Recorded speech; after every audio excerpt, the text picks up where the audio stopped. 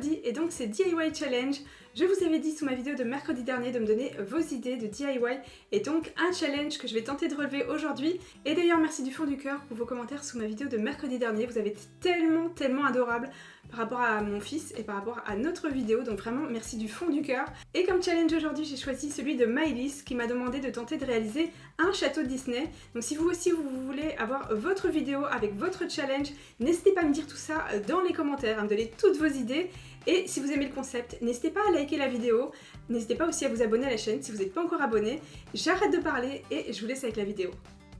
Comme support, j'ai choisi un côté de cagette, c'est une grande cagette. Je vous avais montré comment on faisait pour détacher une partie dans une ancienne vidéo, je vous mettrai le lien là-haut et dans la barre d'infos, n'hésitez pas à regarder ça. Et j'ai juste donc gardé ce grand côté, mais par contre je voulais remplir les espaces vides.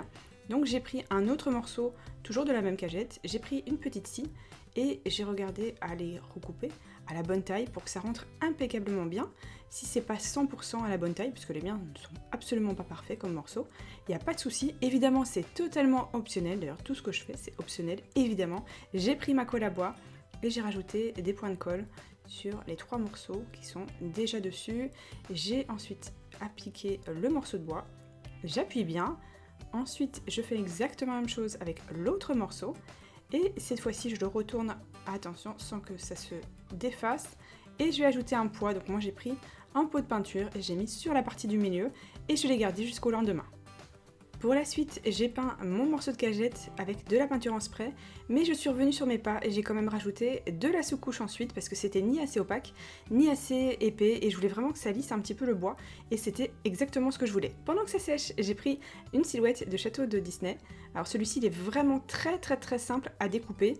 Je sais que ça a l'air un peu compliqué, mais ça m'a mis que 5 minutes à le faire. Il n'est pas parfait non plus.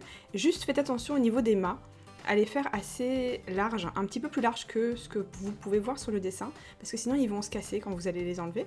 Donc une fois que c'est bien découpé, je récupère mon morceau de cagette qui a bien séché, et vous pouvez voir que le bois il est un peu plus lisse, il y a un peu moins d'aspérité, vous voyez, c'est un peu plus facile de travailler dessus du coup. Et une fois que j'ai tracé le contour de mon château, je vais rajouter des tours. Donc je vais refaire un peu plus bas les tours des côtés. Évidemment, vous n'êtes pas obligé de faire comme moi, mais je voulais un château qui soit un peu plus large.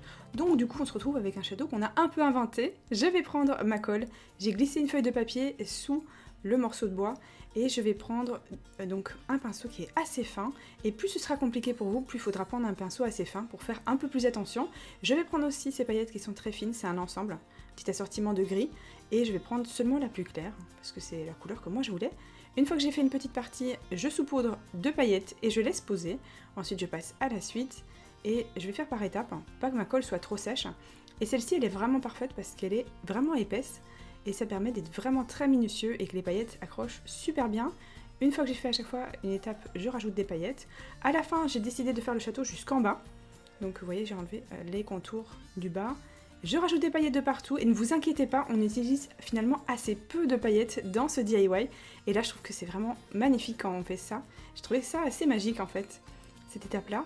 Je reprends ma colle et je reprends en fait les parties où il manque des paillettes, c'est tout à fait normal. Vous pouvez le refaire une 3e fois ou une 4e fois, jusqu'à ce que ce soit à vos goûts. Avec un pinceau sec, on enlève les paillettes qui n'ont pas besoin d'être là.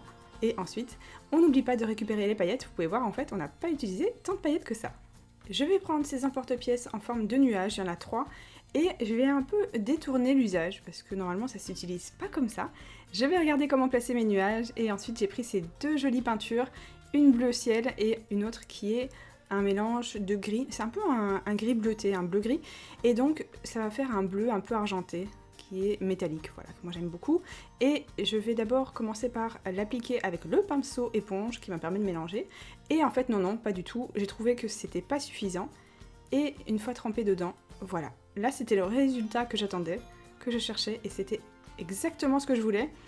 Une fois que tout était sec, j'ai posé mon morceau de cagette sur 2 petits pots de peinture pour pas abîmer les paillettes en fait avec le frottement de la table. J'ai ajouté une petite guirlande lumineuse, c'est évidemment totalement optionnel, mais j'avais envie de faire passer la lumière à travers les petites lignes de mon morceau de cagette. Voilà, c'était le principe, c'était pour ça aussi que j'ai utilisé ce support-là. Évidemment, vous pouvez prendre le support de votre choix, le faire sur une toile, pourquoi pas un couvercle de boîte à chaussures, comme vous voulez, et voilà le résultat. J'espère que cette vidéo vous a plu. Pensez à les liker si c'est le cas et à vous abonner à la chaîne si vous n'êtes pas encore abonné. N'oubliez pas de me donner toutes vos idées de challenge pour mercredi prochain. Moi je vous fais plein de gros bisous et je vous dis à bientôt. Ciao!